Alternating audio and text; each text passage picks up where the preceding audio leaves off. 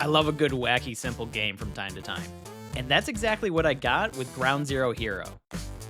A simple roguelike game with survivor and bullet hell gameplay routines. We played the demo for this game here on Bickering Nerds when it first released, and I put some time into that demo playing the game. So when the people behind Ground Zero Hero reached out to us to give the full game a try, I jumped at the opportunity. In it, you play as an unnamed character that's coming out of the bunker for the first time, and entering into the apocalyptic world filled with mutants and random creatures, where you'll automatically attack enemies around you based on the different mutations you pick. And when you defeat an enemy, they have a chance to drop radioactive waste that you can use to level up and get even more abilities. It's pretty simple, really. There are 5 different stages ranging from the desert, a winter wonderland, and an alien planet. In order to unlock the next level, you need to complete the mission of defeating 10,000 enemies on that level, which sounds like a lot, but especially as the game goes on, you start killing enemies pretty quickly. So it shouldn't take too long. If anything, you'll get it quite easily because around the time that you hit 6,000 or 7,000 kills, you'll be basically untouchable.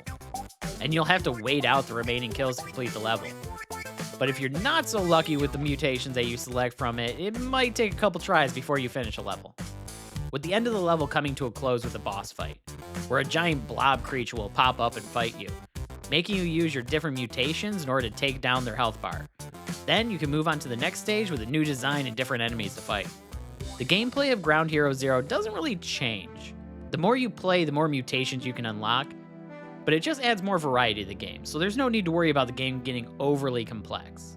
Instead, it almost stays a little bit too simple. But the mutations range from overly powerful to almost useless until you power them up. Like the vultures that you can get to swarm around you, they react on such a low attack timer that you can't really rely on them too much until you get some mutations to speed them up.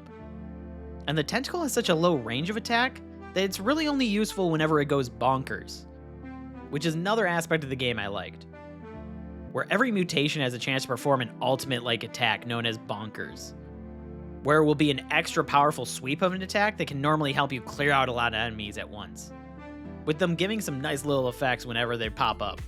But that's really all there is to the game. It's a short and sweet game, and for that, I liked it. I love the art design for the different creatures that you'll come across, and the theme between the different levels gives some variety, like how the winter level will have these yetis chasing you down, or how the alien planet is filled with these pink blobs with teeth and alien frogs hopping across the wasteland. I actually found myself jumping into this one quite a few times in order to do some quick runs. But I found most of those quick runs ended up being about 20 to 30 minutes of me playing and finishing a stage before setting the game down. It can be quite addicting to play in short bursts. And once you complete all the levels, there are some challenges that you can run through in this game, requiring you to finish the levels without using bunkers or defeating certain enemies with a single mutation. Which, for those looking for something more to the game once you finish the 5 stages, will have something to strive for. For me though, once I finished the game, I gave the endless mode a try. And I quickly realized that this game is very easy once you get a loadout going that has a good sync, where I could just stand in one place and nothing can touch me. And that's just kind of how this game was. It doesn't take much to level up enough to be able to take on the level. And as long as you're able to dodge for the first couple minutes of the game and get some good mutations, it eventually gets to the point that you don't need to do anything to win, until the boss comes up and then you have to purposefully attack them in order to take them down. I will say, the time I spent with this game was fun. Some of my favorite games are roguelikes, and this one hits the right notes.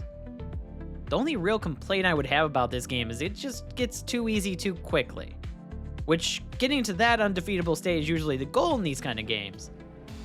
But as I said, that seemed to happen a little bit too quickly and far too easily. But if you're looking for a game with a fun style that follows the roguelike gameplay loop with survival's gameplay, then Ground Zero Hero is one you should check out.